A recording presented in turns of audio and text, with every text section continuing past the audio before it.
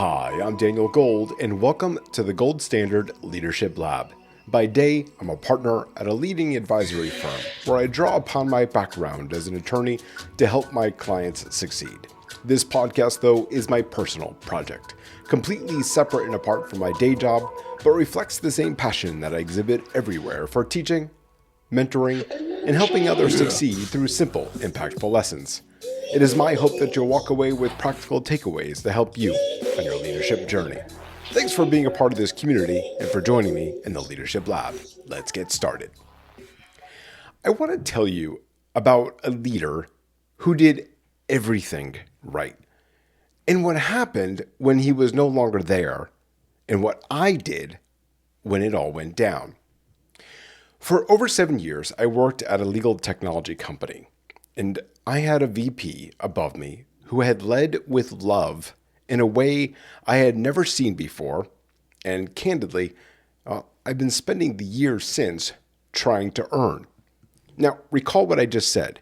He was a VP, and I was just an individual contributor. And by the logic of every org chart I have ever seen, that gap really did mean something. It meant distance. It meant access rationed by title. But he ignored all of it. He made himself replaceable in the truest possible sense. He built leadership into the people around him, me included, years before any of us had earned it by title. One time, and I'll never forget this, he held a gathering at his home. His wife was there, another VP, and it was just me. And remember, I was an individual contributor. I had no business being in his house, but he invited me anyway. And he treated me as an equal to everyone that was sitting at that table.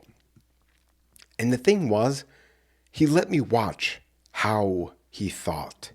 He named the cost of hard work before he asked anyone to pay it. And he handed off his reasoning, not just his tasks. And every person who came through that team carried something of his out with them when they left too. But then came a leadership transition.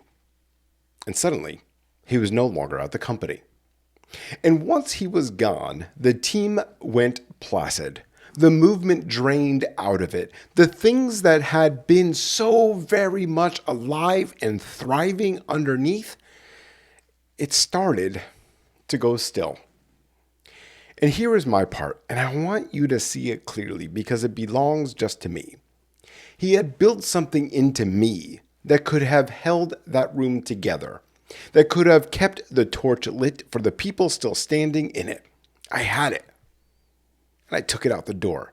I cashed in over 7 years of political capital, and I left for a company that, well, for another episode, they sold me a bad bill of goods.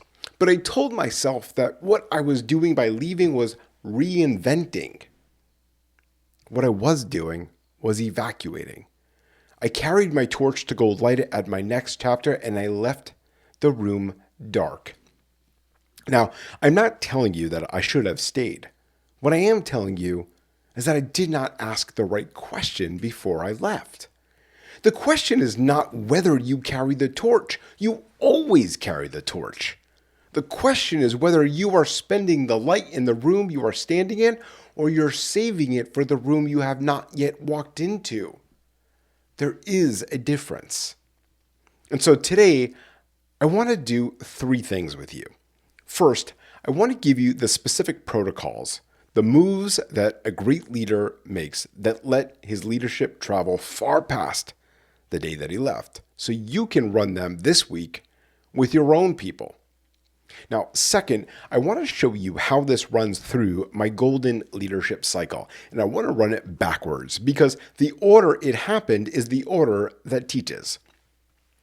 Finally, third, I want to give you a diagnostic, one observable test that you can run on your own people that shows you whether your leadership is traveling or it's just standing still while you hold it up. Now, here's the thing. Underneath all 3 is one lesson. You cannot repossess what a leader built into a person. So let me earn that with you right now. So what did great leadership look like in practice? Now, I want to give you the protocols first because philosophy is the part that everyone quotes and protocols are the part that everyone skips. Now, this VP that I was talking about earlier did 3 very specific things, and they were repeatable, and they were ordinary, and they are the reason I am standing here 20 years later, still spending what he gave me. So here's the first protocol. Give access before rank says you have to. Give access before rank says you have to. What does this mean? Now remember what I said in the beginning. He held a gathering at his home. His wife was there, another VP, and me, an individual contributor, at a table with people many levels above me. There was no reason. It's not logical that I was there. The organization org chart says that I should not have been there, but he put me in his house anyway. And it was not just his home. He asked to be included in client presentations. Everyone in my group wanted him at a presentation. Why? Because he was a dynamic presenter, the kind of person who changed the energy of a room, and his title closed doors that otherwise would have stayed shut. But here's what I want you to hear. Every time he stepped into one of those presentations, he handed me a front row seat to watch how he worked, how he read the room, how he paced a pitch, how he handled the moment when a client pushed back. I was not just taking notes on a deal, I was taking notes on how to become him. Because everyone in our group knew that I wanted to be just like him. And honestly, I was not very subtle about it either. That is what access does. Not the access that comes with a title. The access a leader chooses to give before rank says that he has to. The protocol is this, and I want you to hear it again because it's very, very ordinary. The next time you are about to brief only your peers on why a hard decision got made, bring one person from 2 levels down into that room and let them watch the reasoning. The next time you're walking into a high-stakes presentation, bring someone along who has no business being there yet. Let them watch how you carry yourself when it counts, because that is the transfer. Access to how you think, how you perform, how you decide, that is the thing that travels. A task does not travel, but watching you does. That is what travels. Protocol number 2, name the work costs before you ask anyone to pay it. Name the work costs before you ask anyone to pay it. So here's what most leaders do. They walk into a hard ask with the business case already loaded. Here's the opportunity, here's the strategy, here is why this matters. And the people in the room, they nod and they go back to their desks and nothing changes in how they show up the very next day. Why? Because nobody believed the pitch. They just did not say so out loud while you were in the room. What my VP did was different. Before he told you why something mattered, he told you what it was going to cost. He named it plainly. This is going to take more of your time than the job description says. This is going to be hard because it gets easier later on.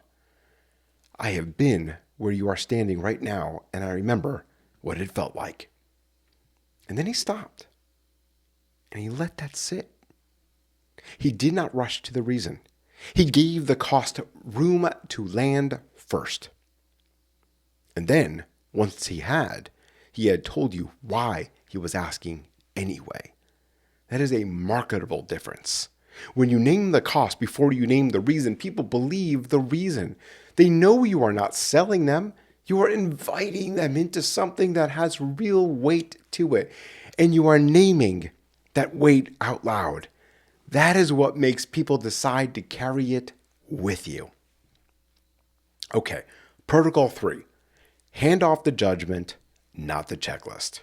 Hand off the judgment and not the checklist. This is the actual mechanism of making yourself replaceable.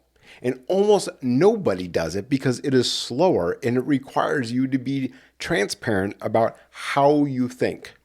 You see, when you delegate a task, the task dies the day you leave the role. When you delegate the reasoning behind the task, the trade-offs you weighed, the thing you were protecting, the reason you chose this over that, the person can reconstruct your judgment in a room you will never be in again. That is actually amazing. This VP did this without ever labeling it. He let me watch how he decided. And after your next real decision, find one person and tell them not what you decided, but how. Tell them what you were weighing and what you almost chose and why you landed where you did. That conversation right there, that is the transfer. And that is the whole game. Okay, so what does the golden leadership cycle have to do with this, and why run it backwards on this one? Okay, very plainly, I want to run the cycle in reverse here because this is the one of those episodes where the inversion is where the insights live. So if you stayed with me long enough on the Gold Standard Leadership Lab, you know that we talk about a few things. We talk about resilience, we talk about reinvention, we talk about empowerment. But now what I want to do is first start with empowerment. This VP empowered a room full of people, me included, years before any of us had a title that justified the investment. He handed off his reasoning. He gave access before rank required it. He named the costs before asking anyone to carry them. And he built leadership into people who had not yet earned the formal right to lead. That empowerment is what forced my reinvention. You see, when the leadership transition happened and this VP was no longer with the company, the team went still. I could not stay in a place where the thing that made it worth showing up was gone. And so I reinvented. I left. I cashed in my chips and I walked out, badly the first time, and had to start over again after that. And here is where the durable kind of resilience shows up. The leadership he built into me did not stay at that company. It went to every role I stepped into after. And you know what? It is inside how I run a practice right now, today, at my day job. Every reinvention I have been through since, and there have been several, was survivable. Why? Because of an empowerment that happened years earlier inside an organization that no longer exists the way it did when he led it then. Empowerment became reinvention, and reinvention built a resilience that has outlasted a few organizations with me.